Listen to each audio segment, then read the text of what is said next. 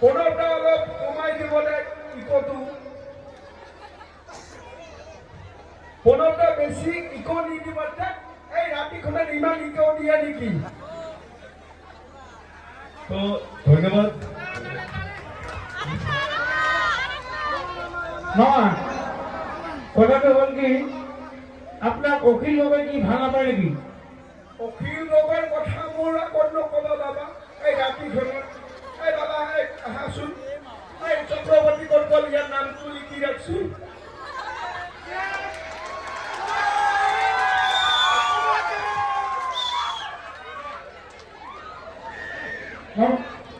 যিয়ে নহওক